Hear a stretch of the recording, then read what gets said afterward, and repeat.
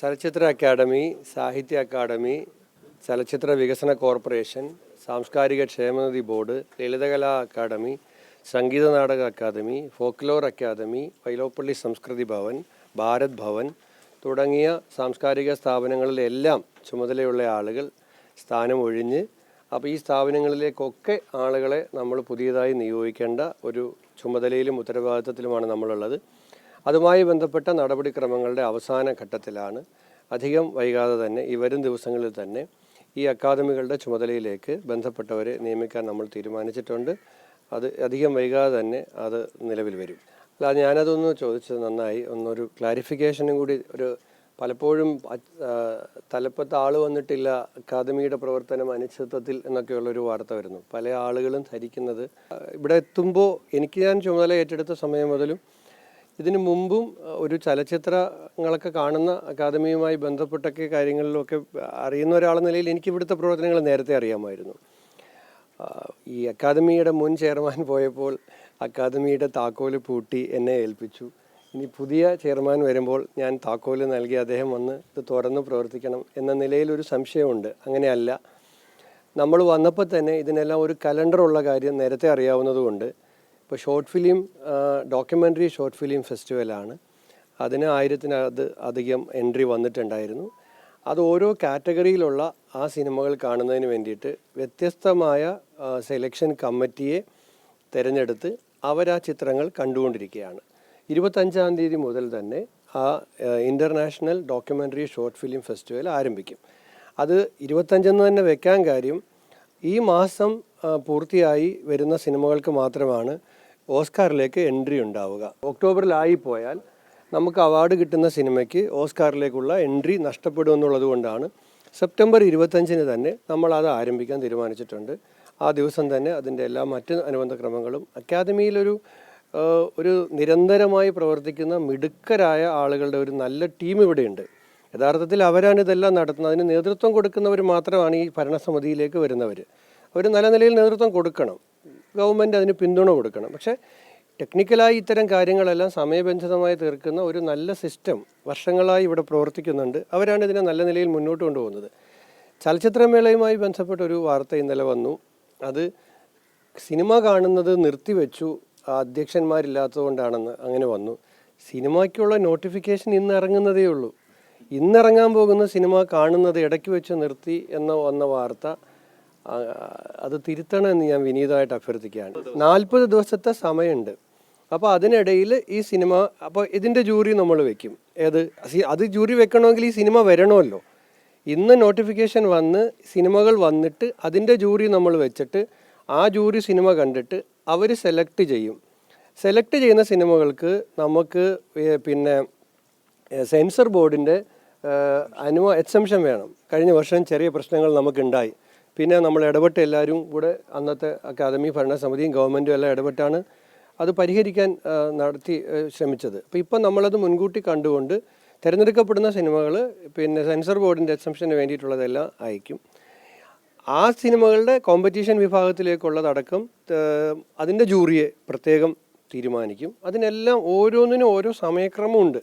ആ സമയക്രമം ഒന്നും തന്നെ മാറിയിട്ടില്ല. ഇപ്പം നോട്ടിഫിക്കേഷൻ ക്ഷണിച്ചത് മുൻവർഷത്തെ അപേക്ഷിച്ച് 10 ദിവസം മുന്നേയാണ്. ഈ വർഷം 10 ദിവസം കഴിഞ്ഞിട്ട് വേണമെങ്കിൽ മതിയായിരുന്നു. പക്ഷേ നമുക്ക് നമ്മുടെ ഡേറ്റും നമ്മളാക്കി ഡിസംബർ 11 മുതൽ 18 വരെ IFFKയുടെ ഡേറ്റും തീരുമാനിച്ചിട്ടുണ്ട്. നമ്മൾ ഈ സെപ്റ്റംബർ അവസാനത്തോടു കൂടി നമ്മുടെ ഈ 25 ചലച്ചിത്ര അവാർഡ് ജൂറിയെ തീരുമാനിച്ച് അതിൻ്റെ സിനിമ വന്നു കഴിഞ്ഞു. ഇവിടെ ആ സിനിമ കാണാനുള്ള ജൂറിയെ തീരുമാനിച്ചു കഴിഞ്ഞാൽ 25 ചലച്ചിത്ര അവാർഡ് നമുക്ക് കൊടുക്കാൻ കഴിയും. ഇനി 25 ടെലിവിഷൻ അവാർഡിൻ്റെ സമയമായിട്ടുണ്ട്, അതും നടക്കും. 24 ടെലിവിഷൻ അവാർഡ് കൊടുക്കാനുണ്ട്. 25 ടെലിവിഷൻ അവാർഡൊന്ന് വേഗത്തിലാക്കിയാൽ ഒരു ഇവൻറ്റിൽ വെച്ച് 24 25 കൂടെ നമുക്ക് അക്കാദമിക്ക് പൈസ കളയേണ്ടല്ലോ. 2 ഇവൻറ്റ് നടത്തി 24 25 കൂടെ ടെലിവിഷൻ അവാർഡ് ഒരുമിച്ച് കൊടുക്കാൻ ശില്പങ്ങളടക്കം റെഡിയാണ്. 24 കൊടുക്കാൻ നാളെ വേണമെങ്കിൽ മുഖ്യമന്ത്രി സമയം തന്നാൽ നാളെ വേണമെങ്കിലും, നാളെ കൊടുക്കാൻ കഴിയില്ല, ഇവരെല്ലാം അറിയിക്കണം. ഒരാഴ്ച സമയം കൊടുത്ത് അവരെ അറിയിച്ചാൽ നമ്മൾ മുഴുവൻ അവർക്ക് കൊടുക്കേണ്ട ശില്പങ്ങളടക്കം, അവാർഡിൻ്റെ ശില്പമടക്കം റെഡിയായിരിക്കുകയാണ് അക്കാദമിയിൽ. അപ്പോൾ അതും തയ്യാറാണ്. അപ്പം ചലച്ചിത്രമേളയുടെ ഒരുക്കങ്ങളെല്ലാം നന്നായി പുരോഗമിക്കുന്നു. ഡോക്യുമെൻ്ററി ഷോർട്ട് ഫിലിം ഫെസ്റ്റിവലിൻ്റെ ഒരുക്കങ്ങൾ നന്നായി പുരോഗമിക്കുന്നു. ചലച്ചിത്ര അവാർഡ് ഒരെണ്ണം കൊടുക്കാൻ റെഡിയായിരിക്കുന്നു. 2 എണ്ണത്തിനുള്ള എൻട്രി വന്നു കഴിഞ്ഞു. അതിന് സിനിമയുടെ എൻട്രി വന്നു കഴിഞ്ഞു. അതിനുള്ള ജൂറി വരും. ആ ജൂറി തീരുമാനിക്കും. നല്ല നിലയിൽ പോകും. നിങ്ങളെല്ലാം നൽകുന്ന പിന്തുണയ്ക്ക് ഞാൻ നന്ദി പറയുകയാണ്. കാരണം അങ്ങനെ നിങ്ങൾ ജാഗ്രതയോടുകൂടി നിൽക്കുന്നത് കൊണ്ടാണ് അതുപോലെ ജാഗ്രതയോടുകൂടി ഈ പ്രവർത്തനങ്ങളെ നമുക്ക് മുന്നോട്ട് കൊണ്ടുപോകാൻ കഴിയുന്നത്.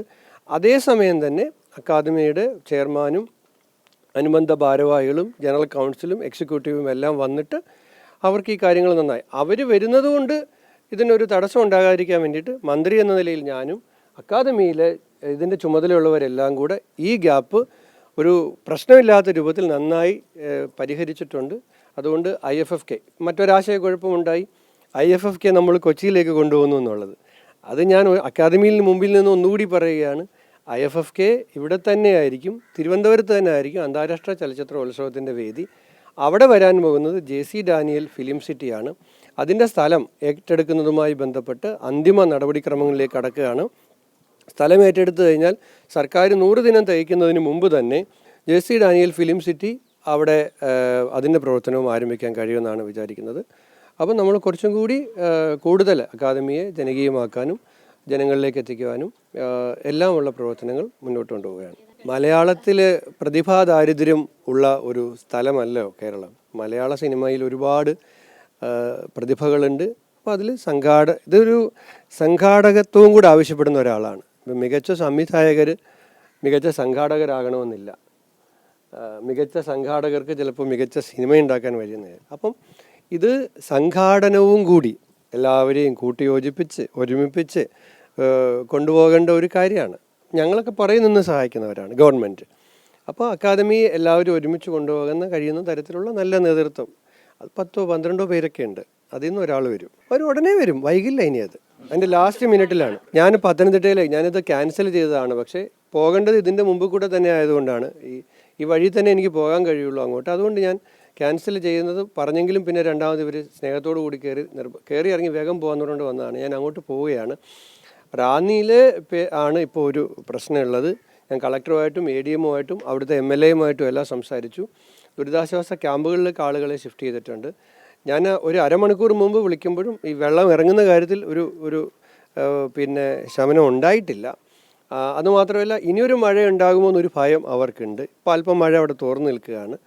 അപ്പോൾ ആളുകളെല്ലാം സുരക്ഷിതമായി ദുരിതാശ്വാസ ക്യാമ്പുകളിലേക്ക് പോകുന്നുണ്ട്. ഞാൻ ആ സ്ഥലത്തേക്ക് പോകുന്നുണ്ട്, ദുരിതാശ്വാസ ക്യാമ്പുകൾ സന്ദർശിക്കുന്നുണ്ട്. NDRFൻ്റെ സംഘമുണ്ട്, നമ്മുടെ ഫയർ ആൻഡ് റെസ്ക്യൂ ഫോഴ്സ് ഉണ്ട്, പോലീസുണ്ട്, റവന്യൂവിൻ്റെ സംവിധാനങ്ങൾ അവിടെയുണ്ട്. ഇതുവരെ റാന്നിയിൽ നിന്നും കാഷ്വാലിറ്റി ഇല്ല. മറ്റ് സ്ഥലങ്ങളിൽ നിന്നും 1-2 കാഷ്വാലിറ്റീസ് ഇടുക്കി നടക്കാൻ റിപ്പോർട്ട് ചെയ്തിട്ടുണ്ട്. എന്തായാലും റവന്യൂ വകുപ്പും സർക്കാർ സംവിധാനങ്ങളും ജനങ്ങൾക്ക് ആശ്വാസം പകരാനുള്ള നടപടിക്രമങ്ങൾ എടുത്തുകൊണ്ടിരിക്കുകയാണ്. അതെ അത് ആ വിവരങ്ങൾ ശേഖരിച്ചുകൊണ്ടിരിക്കുകയാണ്.